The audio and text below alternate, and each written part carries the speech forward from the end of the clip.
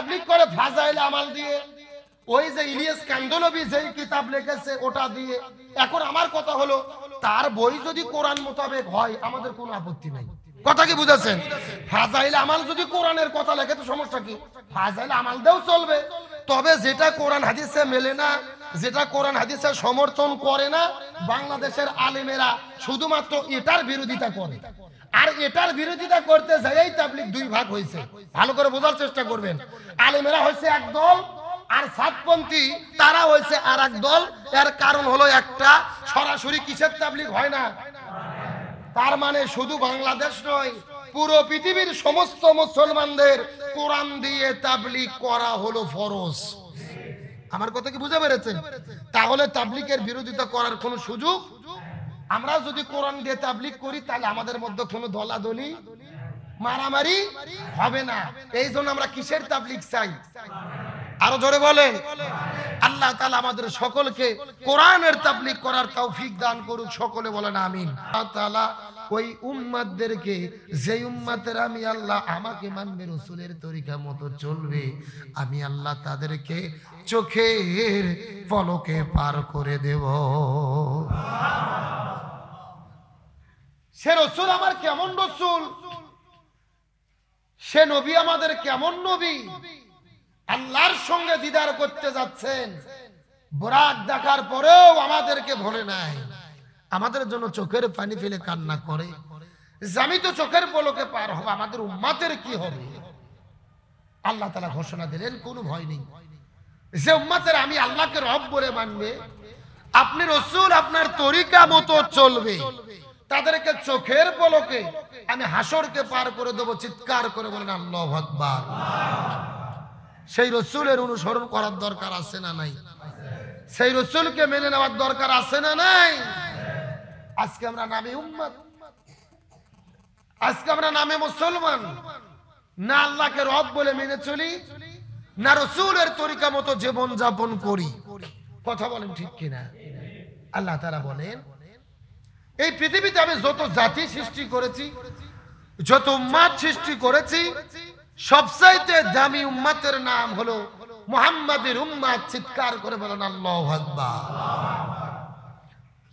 আল্লাহ সুবহানাহু ওয়া তাআলা পৃথিবীর ভিতরে 1,24,000 নবী রাসূল প্রেরণ করেছেন। 1,24,000 নবী রাসূলের ভিতরে সবচাইতে দামি নবীর নাম হলো নবী মুহাম্মদুর রাসূলুল্লাহ। সকলেই পড়েন সাল্লাল্লাহু আলাইহি ওয়াসাল্লাম। এই রাসূলের উম্মত সম্পর্কে আল্লাহ কোরআনুল কারীমের মধ্যে বলেন, কুনতুম খায়রা উম্মাতিন উখরিজাত লিন-নাস তা'মুরুনা বিল মারুফ ওয়া তানহাউনা আনিল মুনকার। আল্লাহ তাআলা ডাক দিয়ে বলেন, কুনতুম খায়রা উম্মাত, তোমরাই হলে উত্তম জাতি। এই পৃথিবীতে আমি যত জাতি প্রেরণ করেছি, সবচাইতে উত্তম জাতির নাম হলো মুহাম্মদুর রাসূলুল্লাহ সাল্লাল্লাহু আলাইহি সাল্লামের উম্মত। তোমাদের জন্য কাজ হলো দুইটা। এক নম্বর তা'মুরুনা বিল মারুফ, সৎ কাজের আদেশ দেবে। 2 নম্বর ওয়াতানহাউনা আনিল মুনকার, অন্যায় কাজের নিষেধ করবে, বাধা দেবে। বলেন আল্লাহু আকবার। আমরা যে উত্তম, আমরা যে শ্রেষ্ঠ, এর পেছনে দুইটা কারণ, দুইটা কাজ আমাদের। আল্লাহ তাআলা বলেন তোমরা সৎ কাজের আদেশ দেবে, অসৎ কাজে বাধা দেবে, নিষেধ করবে। এখন বলেন তো আমাদের সমাজে সৎ কাজের আদেশ এবং অন্যায় কাজের বাধা কি আছে? এ জোরে বলেন আছে? আর সৎ কাজের আদেশ আমরা যেটা বলি, কিছু কিছু কাজ সৎ কাজের আদেশ তো আমাদের দেশে আছে কিছুটা, কিন্তু অন্যায়ের বাধা দেওয়ার কোনো সুযোগ, আরে ভাই ইচ্ছে চাইলেও তো পারি না। ভালো উপদেশ দিলেই তো বিপদ, আর বাধা দিতে গেলে আরো মারাত্মক বিপদ। কথা কোন ঠিক কিনা? যেমন আমাদের বাংলাদেশে তাবলীগ নামে একটা দল আছে না নাই? মসজিদে মসজিদে যায়, মানুষদেরকে দিনের দাওয়াত দেয়, নামাজের দাওয়াত দেয়, কালেমার দাওয়াত দেয়। এগুলো কাজ কি? সৎ কাজের আদেশ। চিৎকার করে বলেন এগুলো তাবলীগ কিসের? সৎ কাজের আদেশ। কিন্তু বলেন তো দেখি, এই তাবলীগের ভাইদের চোখের সামনে যদি কোনো অন্যায় হয়, ডাইরেক্ট কি হাত দিয়ে বাধা দেয়? আরে তাবলীগ বাদ দেন, আমরাই তো দেই না। শুধু ওদের দোষ দিয়ে লাভ আছে? আমরাই তো মনে করি যে নিজে বাঁচলে বাপের না। আর সমাজের যে অবস্থা চলতেছে, আমাদের তো চিন্তা চেতনা যে নিচে কোনো মতো নিজে বাঁচি, সমাজের রাষ্ট্রে কি হচ্ছে দেখার কোনো টাইম। তাহলে আল্লাহ তাআলা আমাদের দুইটা কাজ দিলেন, সৎ কাজের আদেশ, অসৎ কাজের নিষেধ। তাবলীগের ভাইরা যেই কাজটা করে এটা হলো সৎ কাজের আদেশ। মানুষদেরকে দ্বীনের পথে ডাকে, ইসলামের পথে ডাকে, নামাজ শিখায়, রোজা শিখায়, কালেমা শিখায়, দ্বীনের বিভিন্ন বিষয় তারা ট্রেনিং দেয়। এগুলো কি কাজ? সৎ কাজের আদেশ। এই যে বাংলাদেশের মধ্যে লক্ষ লক্ষ মানুষকে নিয়ে ইজতেমার ময়দানে টুরাক নদীর তীরে ইজতেমা হয় কি হয় না? এখন আবার ইজতেমা দুই ভাগ হয়ে গেছে। এক ভাগের ইজতেমা শেষ হলো, আর এক ভাগের ইজতেমা আবার শুরু হচ্ছে।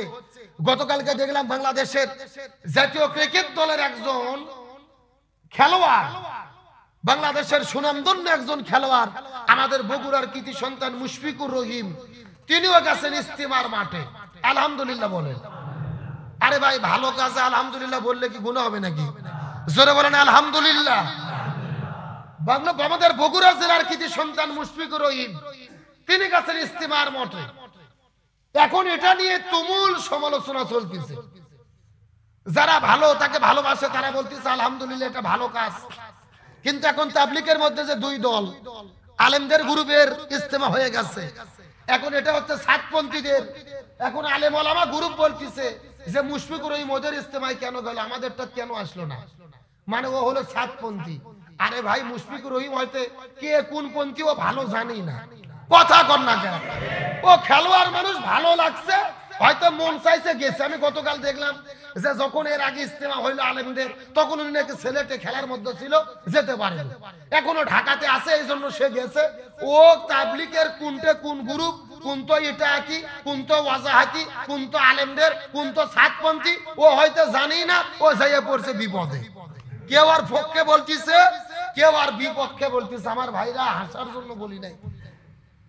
যেই তাবলীগ দাবি করতে অরাজনৈতিক, অসাংগঠনিক, কোন দলীয় নয়, সব দলের লোক তাবলীগ করতে পারে, ওই তাবলীগের ভেতরেও দুই দল হয়ে গেল, লক্ষণ ভালো না খারাপ? আসলে মুশফিকুর রহিম ইজতেমায় গেছে, আমি তার সমালোচনা করি না। যেই বাংলাদেশে জাতীয় দলের ক্রিকেটাররা মাঠের মধ্যে সিজদা দিলে নাস্তিকদের ঘুম হারাম হয়ে যায়, তানজিম সাকিব পর্দার পোস্ট করলে নাস্তিকদের ঘুম হারাম হয়ে যায়, ওই বাংলাদেশে জাতীয় দলের ক্রিকেটাররা যদি ইজতেমার ময়দানে যায়, নিঃসন্দেহে এটা ভালোই বলতে হবে। আমার কথা কি বুঝেছেন? ও জাতীয় দলের ক্রিকেটার ইজতেমায় গেছে, ওখানে যাই হোক, আর তো গুনার কাজ হয় না, জিকির হয়, কোরআন হাদিসের বয়ান হয়। এখন এই তাবলীগ নিয়ে বাংলাদেশে তুমুল দলাদলি, বিশেষ করে আলে হাদিসের কিছু ভাইরা তো ডাইরেক্ট ফতোয়া দিয়েছে যে ইজতেমায় যাওয়া হারাম, ইজতেমায় যাওয়া বিদআত, ওখানে গেলে গুনাহ হবে, যাওয়া যাবে না, একেবারে হারাম বলে শেষ করে দিয়েছে। আবার কেউ কেউ আবার অতি আবেগী হয়ে যারা তাবলীগে যায়, ইজতেমা করে, এরা আবার কেউ কেউ অতি আবেগী হয়ে বলে যে এই ইজতেমা নাকি হজের মতো সওয়াব। নাউজুবিল্লাহ বলবেন না? আরে ভাই, আমরা ইজতেমার বিরোধিতা করি না, ওটা মুস্তাহাব, গেলে সওয়াব আছে, না গেলে গুনাহ। কিন্তু তাই বলে ওটা কি হজের সাথে তুলনা করা যাবে? চিন্তা করে বোঝেন আবেগ কাকে বলে। যারা এটা বলে, নিঃসন্দেহে শিক্ষিত লোক তো আলেমেরা বলতে পারেই না, এরা মূর্খ জাহেল ছাড়া কেউ হতে। আরে ভাই, হজ হলো ইসলামের 5 স্তম্ভের এক স্তম্ভ, যে হজকে ফরজ করেছেন কে? তো ওই হজ উমরার সাথে কি তাবলীগের ইজতেমার তুলনা হতে পারে? এটা যারা করে এটা অবশ্যই বিভ্রান্ত, জাহিলিয়াত। কিন্তু স্বাভাবিক দৃষ্টিতে কেউ যদি ইজতেমাতে যায়, ওখানে কোরআন হাদিসের বয়ান হয়, জিকির হয়, ওটাকে হারাম বলার কোনো সুযোগ, যার মন চাই যাক, না চাই না যাক। ওখানে আর যাই হোক, নাটক সিনেমা তো হয় না, কোরআন হাদিসের বয়ান হয়। এই যে আমরা আজকে বাংলাদেশে ঘুরে ঘুরে মাহফিল করি, বড় বড় মাহফিলে যাই, মাইক 20টা 30টা লাগিয়ে ওয়াজ করি, এরকম ওয়াজ কি নবী করছে? তে ওদের ব্যাখ্যা অনুযায়ী যদি ইজতেমা বিদআত হয়, তা আমাদের মাহফিল করাও তো বিদআত। আমার কথা কি বোঝেন নাই? এই যে গ্রামে গ্রামে মাইক লাগে আমরা যে মাহফিল করি, আমার নবীকে এরকম মাহফিল করছে নাকি? হ্যাঁ, এজন্য বুঝবেন ভাই, অতি আবেগী হয়ে এমন কোন ফতোয়া দেওয়া যাবে না যেটা ইসলামের সঙ্গে সাংঘর্ষিক হয়। কথা বলেন ঠিক কিনা? এই জন্য বলবো, মুশফিকুর রহিম তাবলীগে গেছে, আমরা তাকে সেলুট দেই, স্বাগতম জানাই, ওইটা কোন পন্থী ইস্তেমা হলো জানার দরকার নাই, সে ভালো কাজে গেছে। কেউ যদি বাংলাদেশের ক্রিকেট দলের জাতীয় টিমের খেলোয়াড় ইস্তেমায় যায়, নামাজ পড়ে, মুখে দাড়ি রাখে, তাদের প্রশংসাই করতে হবে, এটা হলো ঈমানের দাবি। তবে তাবলীগ করতে গেলে আমি সব সময় বলি, তাবলীগের বিরোধিতা আমরা কেন করব রে ভাই? তাবলীগ করাকে তো ফরজ করেছেন আল্লাহ। জোরে বলেন কে? আল্লাহ সূরা মায়দার 67 নম্বর আয়াতে বলেন, ইয়া আইয়ুহার রাসূল বাল্লিগ মা উনজিলা ইলাইকা মির রাব্বিক। আল্লাহ তাআলা বলতেছেন, হে রাসূল বাল্লিগ, আপনি তাবলীগ করেন। সুবহানাল্লাহ কোন। তাহলে তাবলীগ করা শুধু জায়েজ নয়, তাবলীগ করা হলো মুসলমানদের জন্য ফরজ। জোরে বলেন তাবলীগ করা কি? আরো জোরে বলেন তাবলীগ করা কি? কিন্তু আল্লাহ বাল্লিগ বলার পরে বলছেন, মা উনজিলা ইলাইকা মির রাব্বিক। তাবলীগ যদি করেন, আপনার কোরআন দিয়ে তাবলীগ করা লাগবে। জোরে বলেন কি দিয়ে? তার মানে বোঝা গেল কোরআনের তাবলীগ করা মুসলমানদের জন্য হলো ফরজ। এখন আমরা বাংলাদেশের তাবলীগের বিরোধিতা কেন করি? সরাসরি তারা কোরআন দিয়ে তাবলীগ করে না, তারা তাবলীগ করে ফাজাইল আমাল দিয়ে, ওই যে ইলিয়াস কান্দলবি যেই কিতাব লিখেছে ওটা দিয়ে। এখন আমার কথা হলো, তার বই যদি কোরআন মোতাবেক হয় আমাদের কোনো আপত্তি নাই। কথা কি বুঝাচ্ছেন? ফাজাইল আমাল যদি কোরআনের কথা লেখে তো সমস্যা কি? ফাজাইল আমাল দেও চলবে। তবে যেটা কোরআন হাদিসে মেলে না, যেটা কোরআন হাদিসে সমর্থন করে না, বাংলাদেশের আলেমেরা শুধুমাত্র এটার বিরোধিতা করে। আর এটার বিরোধিতা করতে যাই তাবলীগ দুই ভাগ হয়েছে। ভালো করে বোঝার চেষ্টা করবেন। আলেমেরা হয়েছে এক দল, আর সাতপন্থী তারা হয়েছে আর এক দল। এর কারণ হলো একটা, সরাসরি কিসের তাবলীগ হয় না। তার মানে শুধু বাংলাদেশ নয়, পুরো পৃথিবীর সমস্ত মুসলমানদের কোরআন দিয়ে তাবলীগ করা হলো ফরজ। আমার কথা কি বুঝে পেরেছেন? তাহলে তাবলীগের বিরোধিতা করার কোনো সুযোগ, আমরা যদি কোরআন দিয়ে তাবলীগ করি তাহলে আমাদের মধ্যে কোনো দলাদলি মারামারি হবে না। এই জন্য আমরা কিসের তাবলীগ চাই? আরো জোরে বলেন। আল্লাহ তাআলা আমাদের সকলকে কোরআনের তাবলীগ করার তৌফিক দান করুক। সকলে বলেন আমিন। তাহলে চিৎকার করে বলেন, আমাদের রাসূল মিরাজের দিনেও বোরাক দেখার পরে কি আমাদের ভুলেছে? ভুলেনি। আমার নবী যে আমাদের কত মায়া করে, মহব্বত করে, ভালোবাসে। চিৎকার করে বলেন না সাল্লাল্লাহু আলাইহি ওয়াসাল্লাম। আমার প্রিয় বন্ধুগণ, মুসলমান ভাইরা গভীর মনোযোগ। রাসূল বর্ণনা করে বলেন, এই কথা বলার পরে আল্লাহ তাআলা যখন ঘোষণা করে দিলেন, আপনার কোন সাহাবীরা যদি আল্লাহকে রব বলে মেনে নেয় আর নবীজিকে রাসূল বলে মেনে নেয়, রাসূলের জীবন তরিকা মতো জীবন যাপন করেন, আল্লাহ তাআলা তাদেরকে বিদ্যুতের গতিতে পার করে দেবেন। এই কথা বলার পরে জিবরাইল নবীজিকে পবিত্র করার পরে বোরাক নম্বর যানবাহনের উপরে যখন আমার নবীকে উঠাইয়া দিল, আমার নবীজি কিতাবের মধ্যে বর্ণনা করে বলেন, ওই বোরাক নামক যানবাহনটা যখন যাওয়া শুরু করলো, আমি লক্ষ্য করে দেখেছি এই বোরাকটা এত দ্রুত চলা শুরু করেছে, বিদ্যুতের গতির চাইতে আরো বেশি জোরে জোরে জোরে জোরে তিনি যাওয়া শুরু করলেন। এক নজরে যতদূর পর্যন্ত দেখা যায়, চোখের পলক যতদূর পর্যন্ত দেখা যায়, প্রত্যেকটা সেকেন্ডের ভেতরে এর চাইতে বেশি দূরে, এর চাইতে বেশি দ্রুত গতিতে এই বোরাক নামক যানবাহনটি যাওয়া শুরু করলেন। জোরে বলেন না সুবহানাল্লাহ। রাসূল কারীম সাল্লাল্লাহু আলাইহি ওয়াসাল্লাম বলেন, বোরাক চলতে চলতে চলতে চলতে কিছু দূর যাওয়ার পরে জিবরাইল রাসূলকে দেখাই দিলেন, সুন্দর একটা খেজুরের বাগান দেখা যায়। জোরে বলেন কিসের বাগান? খেজুরের বাগানটা দেখতেও যেমন সুন্দর ছিল, এই সুন্দর জায়গাটা দেখার পরে জিবরাইল রাসূলকে বাগানের মধ্যে নামাইলেন। ইয়া রাসূলুল্লাহ, এই বাগানের মধ্যে 2 রাকাত নামাজ আদায় করেন। এমন সময় রাসূল ডাকতে বলে, জিবরাইল এই জায়গাটা কোন জায়গা জানতে চাই। জিবরাইল ডাকতে বলে, ইয়া রাসূলুল্লাহ, এই জায়গার নাম হলো ইয়াসরিব, এই জায়গার নাম হলো মদিনা। আপনি আর মক্কায় কিছুদিন থাকার পরে আল্লাহ তাআলা আপনাকে হুকুম করবেন, ওই মক্কার মধ্যে আপনি থাকতে পারবেন না, ওই মক্কা থেকে আপনাকে এই মদিনায় হিজরত করতে হবে। আমার নবী 2 রাকাত সালাত আদায় করার পরে আবার বোরাক নামক যানবাহনের মধ্যে রওনা শুরু করলেন। আবার বোরাকটা যাওয়া শুরু করলেন। যেতে যেতে যেতে যেতে আবার বোরাককে জিবরাইলটা থামাই দিলেন। জিবরাইল ডাকতে বলেন, ইয়া রাসূলুল্লাহ, এই যে একটা শহরের মধ্যে আপনাকে এনেছি, এই শহরের নাম হলো মাদিয়ান শহর। এই শহরের মধ্যে আল্লাহর পয়গম্বর হযরতে শুআয়ব আলাইহিস সালাম পৃথিবীতে আগমন করেছিলেন। এই জায়গার মধ্যে এমন একজন রমণীর কবর আছে। এই পৃথিবীর একজন জালেম বাদশা ছিল ফিরাউন। এই ফিরাউনের যিনি স্ত্রী ছিল হযরতে আসিয়া রাদিয়াল্লাহু তাআলা আনহা, এমন একজন মহিষী গুণবর্তী নারী। আল্লাহ তাআলা তাকে জান্নাতের মেহমান বানাইছে। তার কবরটা এই জায়গার ভেতরে। আপনি 2 রাকাত নামাজ আদায় করেন। আমার নবী যেই জায়গায় বোরাক থেকে নামার পরে 2 রাকাত নামাজ আদায় করলেন। এমন সময় রাসূল বলে, জিবরাইল, নামাজ পড়ার পরে এই জায়গার মধ্যে থেকে আমি কিছু সুগন্ধি পাচ্ছি। আমার নাকের মধ্যে কিছু সুগন্ধি পাওয়া যায়। জিবরাইল ডাকতে বলে, ইয়া রাসূলুল্লাহ, এই সুগন্ধিটা হলো আসিয়ার কবরের সুগন্ধি। আল্লাহ তাআলা তার কবরের ভেতরে জান্নাতের বিছানা বিছায়া দিয়েছে। বিশ্বনবী করিম সাল্লাল্লাহু আলাইহি ওয়াসাল্লাম ওই জায়গার মধ্য থেকে আবার বুরাকের মধ্যে উঠলেন। বুরাক আবার রওনা শুরু করে দিলেন। যেতে যেতে যেতে যেতে একটা পাহাড়ের কাছে দাঁড়িয়ে গেলেন। জিবরাইল বলেন, ইয়া রাসূলুল্লাহ, এই জায়গার মধ্যে আবার আপনাকে 2 রাকাত নামাজ পড়তে হবে। রাসূল ডাকতে বলে, জিবরাইল রে, এই জায়গাটা কোন জায়গা আবার তোমার কাছে জানতে চাই। জিবরাইল বলে, ইয়া রাসূলুল্লাহ, এই পাহাড়টা হলো তুর পাহাড়। যে পাহাড়ের ভেতরে, যে পাহাড়ের উপরে মুসা নবী এসেছিলেন, আল্লাহর সঙ্গে দিদার করতেন, মোলাকাত করতেন। এই মুসা নবী সরাসরি আল্লাহর সঙ্গে কথা বলতেন। এই জায়গার মধ্যে আপনি 2 রাকাত নামাজ আদায় করে নেন। আমার নবীজি তুর পাহাড়ের উপরে 2 রাকাত নামাজ পড়ার পরে আবার রওনা শুরু করলেন।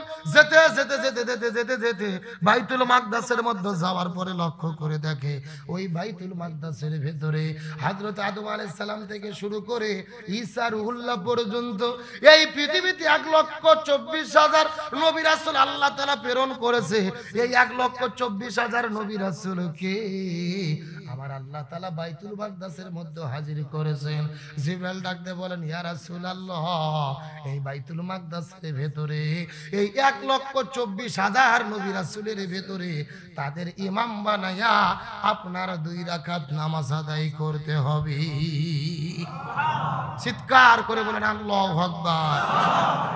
1 নয় 2 নয়, 1,24,000 নবী রাসূল এই পৃথিবীতে আল্লাহ তাআলা প্রেরণ করেছেন। হযরত আদম আলাইহিস সালাম থেকে শুরু করে ঈসা রুহুল্লাহ পর্যন্ত যত নবী রাসূল পৃথিবীতে এসেছেন, সব নবী রাসূলের ইমাম সেজে আপনাকে নামাজ আদায় করতে হবে। চিৎকার করে বলেন, ইমাম শব্দের অর্থ কি? আরো জোরে বলেন। আর আল্লাহ তাআলা রাসূলকে সব নবী রাসূলের ইমাম বানায়া নামাজ পড়ানোর মাধ্যমে প্রমাণ করলেন সব নবী রাসূলের চাইতে শ্রেষ্ঠ নবী, সেই নবীর নাম কি? মুহাম্মদ রাসূলুল্লাহ। সকলে বলেন সাল্লাল্লাহু। আর এটা আল্লাহ প্রমাণ করলেন কোন দিন? এই মিরাজের দিনে। সব নবী রাসূল পেছনে, আমাদের আদি পিতা হযরত আদম আলাইহিস সালাম পেছনে দাঁড়িয়ে, ইব্রাহিম আলাইহিস সালাম পেছনে দাঁড়িয়ে, মুসা, ঈসা, ইয়াহিয়া, জাকারিয়া আলাইহিস সালাম সবাই পেছনে দাঁড়িয়ে, আমার নবীজি দাঁড়িয়ে গেলেন সামনে। মিরাজ সংগঠন হওয়ার আগে সব নবী রাসূলদেরকে আল্লাহ মেসেজ দিলেন, তোমরা পৃথিবীতে এসেছিলে কিন্তু তোমরা সেরা নয়, সবচাইতে সেরা যিনি তিনি হলেন আমার হাবিব মুহাম্মদ রাসূলুল্লাহ। সকলে পড়েন সাল্লাল্লাহু। এখানে কিন্তু একটা গবেষণার বিষয় আছে। গবেষণাটা কি? আমার নবী রাসূলের সঙ্গে দিদার হওয়ার আগে কি নবী নামাজ পড়াইছে নাকি পরে? আগে। জোরে বলেন কখন? এখন পর্যন্ত রাসূল কিন্তু যায়নি, দেখাও হয়নি। আগে সব নবী রাসূলের সেরা হলো আমাদের নবী। রাসূল যদি ফেরত আসার পরে নামাজের ইমামতিত্ব করত, অনেক নবী রাসূল হয়তো বা ভাবতো যে মুহাম্মদ সাল্লাল্লাহু আলাইহি ওয়াসাল্লাম আল্লাহর সঙ্গে দেখা করছে, দেখা করার পরে মনে হয় সম্পর্ক ভালো হয়েছে, ভালোবাসা বেশি হয়েছে, এই জন্য মনে হয় আমাদের নেতা হলো। কথা কি বুঝেছেন? কিন্তু আল্লাহ প্রমাণ করলো কিনা, আমি আল্লাহ আমার সঙ্গে দেখা হওয়ার আগেই আমি প্রমাণ করলাম সব নবীর সেরা নবীকে মুহাম্মদ রাসূলুল্লাহ, সকলে বলেন সাল্লাল্লাহু। আজকে আমরা সেই রাসূলের উম্মত, আজকে আমরা নামে উম্মত, আমরা নামে মুসলমান, কিন্তু সেই রাসূলের সুন্নাত, সেই রাসূলের ইত্তেবা, সেই রাসূলের অনুসরণ কি আমরা করতে পারি? আরে ভাই, আমরা মৃত্যু বরণ করতেছি, বিদায় নিয়ে চলে যাচ্ছি, মরে যাচ্ছি, তারপরও আমাদের হুঁশ ফিরতেছে না। কথা বলেন ঠিক কিনা? বাংলাদেশের একজন চলচ্চিত্র জগতের অভিনেতা আহমেদ রোবেল, সম্ভবত তার নাম, গত 3 দিন আগে মরে গেছে। কেমনে মরলো? বাড়ির থেকে বের হয়েছে, তার অভিনীত সিনেমা মুক্তি পাচ্ছে। এখন ওই সিনেমা দেখার জন্য বাড়ি থেকে বের হয়েছে, সিনেমা দেখতে চলে গেছে বসুন্ধরা সিটিতে। ওই হলে যাওয়ার পরে স্ট্রোক করে তিনি মৃত্যুবরণ করছে। জোরে কোন সুবহানাল্লাহ। কি জোরে কোন নাউজুবিল্লাহ। এখন বলেন, সিনেমা দেখতে যাইয়া মরে গেল, এটা কি লক্ষণ ভালো না খারাপ? আরো জোরে বলেন। রাসূল বলেছেন হাদিসের ভেতরে, জাহান্নামী মৃত্যুর 6টা আলামত রয়েছে। আমি বিস্তারিত আলোচনা করেছি পূর্বে আপনাদের মধ্যে। অন্যতম জাহান্নামী মৃত্যুর আলামত হলো কবিরা গুনাহ করতে করতে মারা যাওয়া। আর জান্নাতি ব্যক্তির মৃত্যুর আলামত হলো নেকির কাজ করতে করতে, নামাজ পড়তে পড়তে মারা যাওয়া, রোজা থেকে মারা যাওয়া, হজ করতে মারা যাওয়া, জিকির করতে করতে মারা যাওয়া। এগুলো কিসের আলামত? জান্নাতি ব্যক্তির মৃত্যুর আলামত। এখন কেউ সিনেমা দেখতে দেখতে মারা গেছে, লক্ষণ ভালো না খারাপ? আপনি যেই রকম বাড়ি থেকে মসজিদে রওনা করেছেন নামাজের উদ্দেশ্যে, আজকে জুমার নামাজ পড়বেন, রাসূল বলেন আপনি বাড়ি থেকে নিয়ত করে বের হয়েছেন, প্রত্যেকটা কদমে কদমে আল্লাহ সওয়াব লেখা শুরু করেছে। আবার পক্ষান্তরে আপনি নিয়ত করেছেন আপনি আজকে সাত মাথায় যেয়ে মধুবন সিনেমায় হলে সিনেমা দেখবেন, বাড়ি থেকে নিয়ত করে বের হয়েছেন, প্রত্যেকটা কদমে কদমে গুনাহ লিখবে কে? তার মানে ভালো কাজে বের হলে সওয়াব পাওয়া যায়, আর খারাপ কাজে বের হলে। এখন ও তো সিনেমা দেখার জন্য বাড়ি থেকে বের হয়েছে। আশ্চর্যজনক বিষয় হলো ওই সিনেমার নায়ক স্ট্রোক করে মরে গেছে, তারপরও সিনেমা বন্ধ হয়নি।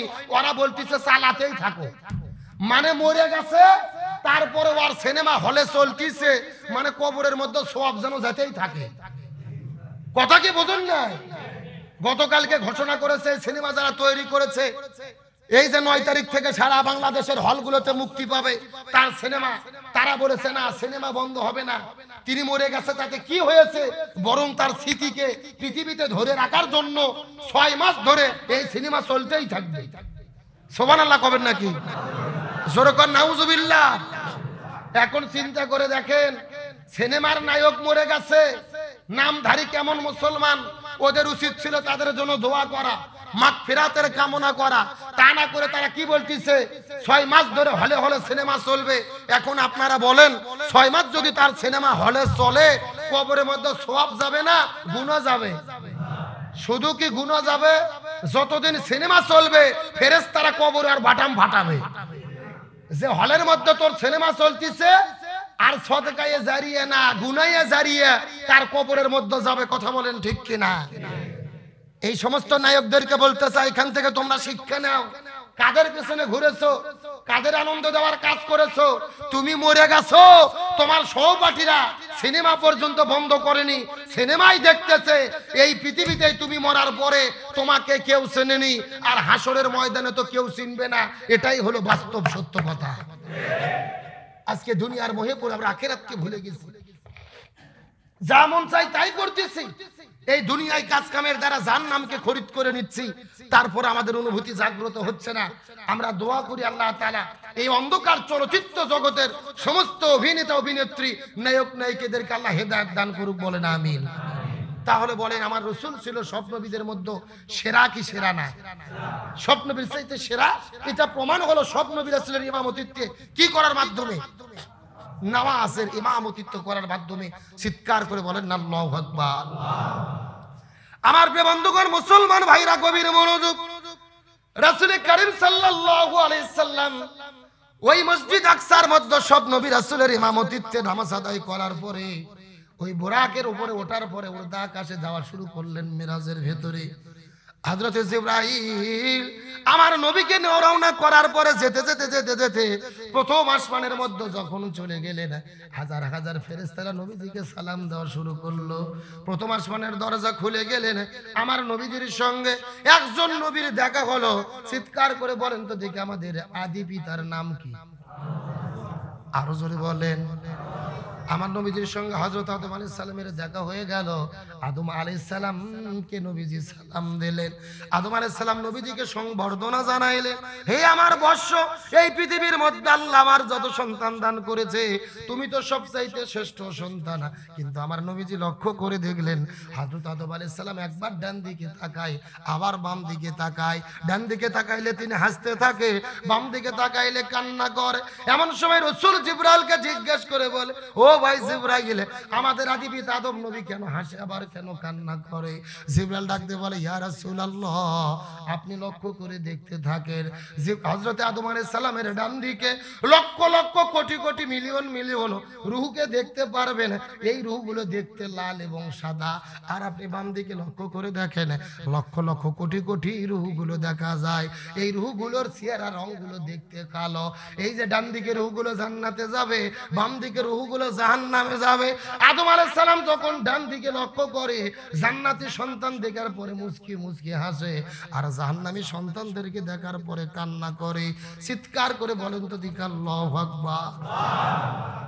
বিশ্বনবী করিম সাল্লাল্লাহু আলাইহি ওয়াসাল্লাম এই দৃশ্যটা দেখার পরে প্রথম আসমান পার হয়ে দ্বিতীয় আসমানের মধ্যে চলে গেলেন। ওই দ্বিতীয় আসমানের মধ্যে যাবার পরে দুইজন নবীর সঙ্গে দেখা হলো। একজন হলেন হযরত ঈসা আলাইহিস সালাম, আর দুই নম্বরে হলেন হযরত ইয়াহইয়া আলাইহিস সালাম। এই দুইজন নবীকে সালাম দিলেন, তারাও নবীকে সংবর্ধনা জানাইলো। দ্বিতীয় আসমান পাড়ি দিয়ে আমার নবী তৃতীয় আসমানে গেলেন। ওই তৃতীয় আসমানে যাওয়ার পরে একজন নবীর সঙ্গে দেখা হলেন, তার নাম হলেন হযরত ইউসুফ আলাইহিস সালাম। ইউসুফ নবীর সঙ্গে নবী সাক্ষাৎ করার পরে যখন সেখান থেকে পার হয়ে চতুর্থ আসমানে চলে গেলেন, ওই চতুর্থ আসমানে যাওয়ার পরে একজন নবীর সঙ্গে দেখা হলো, তার নাম হলেন হযরত ইদ্রিস আলাইহিস সালাম। চতুর্থ আসমান পাড়ি দিয়ে আল্লাহ তাআলা যখন পঞ্চম আসমানের মধ্যে চলে গেলেন, ওই পঞ্চম আসমানে যাওয়ার পরে একজন নবীর সঙ্গে দেখা হলেন, তার নাম হলেন হযরত হারুন আলাইহিস সালাম। পঞ্চম আসমান পাড়ি দিয়ে ষষ্ঠ আসমানে যাওয়ার পরে হযরত মুসা নবীর সঙ্গে নবীর দেখা হলো। ওই ষষ্ঠ আসমান পাড়িতে যখন সপ্তম আসমানে চলে গেলেন, সপ্তম আসমানের মধ্যে একজন নবীর সঙ্গে দেখা হলো। চিৎকার করে বলেন তো দেখি আমাদের জাতির পিতার নাম কি? আরো জোরে বলেন। কে ঘোষণা করেছেন? মিল্লাতাম আবিকুম ইব্রাহিম ওয়া সাম্মাকুমুল মুসলিমিন। আমার বন্ধুগণ, মুসলমান ভাইরা, গভীর মনোযোগ। বিশ্বনবীর সঙ্গে হযরত ইব্রাহিম আলাইহিস সালামের সঙ্গে সাক্ষাৎ হওয়ার পর জিবরাইল আলাইহিস সালাম নবীজিকে সঙ্গে করে নিয়ে সাত আসমান পাড়ি দিয়ে যে জায়গার মধ্যে চলে গেলেন, ওই জায়গার নাম হলেন সিদরাতুল মুনতাহা। জোরে বলেন নাম কি? সিদরাতুল মুনতাহাতে যাওয়ার পরে জিবরাইল বলে, ইয়া রাসূলুল্লাহ, এটাই তো হলো শেষ প্রান্ত, শেষ জায়গা, এরপরে যাওয়ার কোনো বুদ্ধি নাই। ওই সিদরাতুল মুনতাহার কাছে আমার নবী যে একটা বৃক্ষ দেখতে পারলেন, ওই বৃক্ষের নাম হলো বরই বৃক্ষ। জোরে বলেন কি বৃক্ষ? ওই বরির গাছ আমার নবীজি সিদরাতুল মুনতাহাতে দেখতে পারলেন। ওই সিদরাতুল মুনতাহার দিকে তাকায় নবী দেখেন তার পাতাগুলো হাতির কানের মতো। ওই সিদরাতুল মুনতাহার কাছে একটা মসজিদ দেখতে পারলেন। রাসূল বলে, ভাই জিবরাইল, এই মসজিদটা কোন মসজিদ আপনার কাছে জানতে চাই। এমন সময় জিবরাইল বলে, ইয়া রাসূলুল্লাহ, এই মসজিদের নাম হলো বাইতুল মামুর। জোরে বলেন নাম কি? ওই বাইতুল মামুরের মধ্যে লক্ষ্য করে দেখা যায় লক্ষ লক্ষ কোটি কোটি ফেরেশতারা বাইতুল মামুরের মধ্যে নামাজ আদায় করে।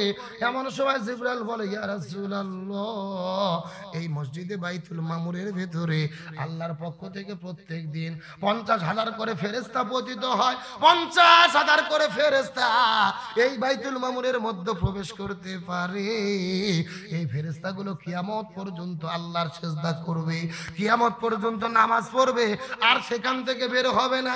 এই রকম প্রতিদিন 50,000 হাজার করে ফেরেশতা ওই বাইতুল মামুরের মধ্যে ঢোকার পরে নামাজ আদায়ের মধ্যে লিপ্ত হয়ে যায়। এই কথা বলার পরে বাইতুল মামুর পার হওয়ার পরে জিবরাইল তার বোরাককে যানবাহন নিয়ে দাঁড়িয়ে গেলেন। রাসূল বলে, জিবরাইল তুমি কেন দাঁড়িয়ে গেলে? জিবরাইল বলেন, ইয়া রাসূলুল্লাহ, একটু সামনের দিকে আগাইলে আল্লাহ তাআলার বাড়ি আরশে আজিম, আপনি আরশে আজিমে যাবেন, আল্লাহর সঙ্গে দেখা করবেন, আর আমি সামনের দিকে যাইতে পারবো না। রাসূল বলে, ভাই জিবরাইল তুমি কেন যাবে না?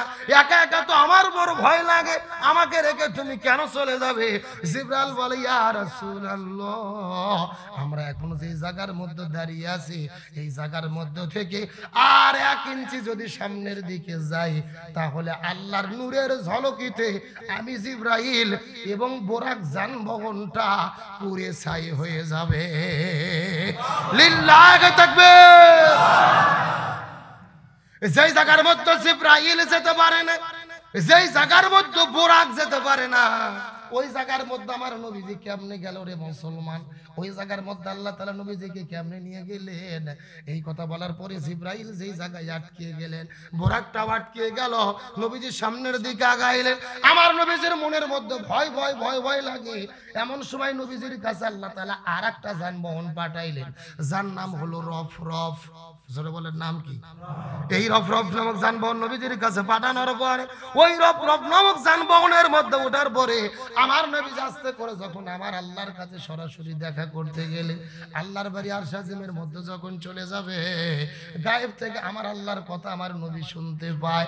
আমার নবীজিকে সংবর্ধনা জানাই, নবীজিকে অভিবাদন জানাই। এই সময় আমার নবীজি ভয়ে থরথর করে কাঁপা শুরু করলেন, পায়ের মধ্যে স্যান্ডেল ছিল জুতা ছিল খুলে ফেললেন।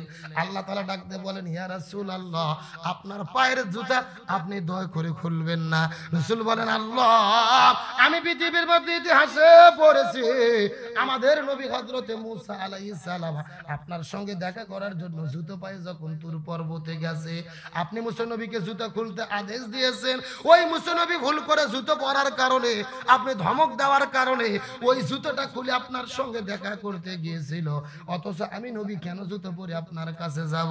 আল্লাহ তাআলা ডাকতে বলে, ইয়া রাসূলুল্লাহ, আমি মুসা নবীকে জুতো খুলতে আদেশ করেছি, তার কারণ হলো মুসা ওই পারে যায় ধন্য হয়েছে, আর আমি আল্লাহ তাআলা আপনাকে আরশে আজিমের মধ্যে ডেকে নিয়েছি। আমি আল্লাহ আপনাকে জুতো খুলতে বলবো না, বরং আপনি নবী আপনার পায়ের জুতার ধুলায়ে আজকে আমার আরশে আজিমটা ধন্য হবে। লিল্লাহি তাকবীর। হযরত মূসা আলাইহিস সালামকে আল্লাহ তাআলা ধমক দিয়েছেন জুতা খোলার জন্য, আর আমাদের নবীজির পায়ের জুতার ধুলাই আরশে আজিম ধন্য হয়ে গেছে। চিৎকার করে বলেন আল্লাহু আকবার। সেই নবীজির সম্মান কত, সেই নবীজির মর্যাদা কত, সেই নবীজির গ্রহণযোগ্যতা কত, আমরা মুসলমান আজও পর্যন্ত সেই নবীজিকে চিনতে পারলাম না। কথা বলেন ঠিক কিনা? সেই নবীজির সঙ্গে আল্লাহর দেখা হলো, কি কি কথা হলো। আমার নবী তারপরে জান্নাত দেখলেন, জাহান্নাম দেখলেন। আমার নবী মিরাজ থেকে ফিরে আসবেন। এই মিরাজের মধ্যে আল্লাহ তাআলা আমাদেরকে কি কি শিক্ষা দিলেন, রাসূলের মিরাজে আমাদের জন্য কি কি শিক্ষা আছে, বাকি আলোচনা সামনের জুমায় হবে ইনশাআল্লাহ। আল্লাহ তাআলা আমাদেরকে কবুল করুক, বলেন আমিন। এখন যারা সুন্নাত পড়ে নাই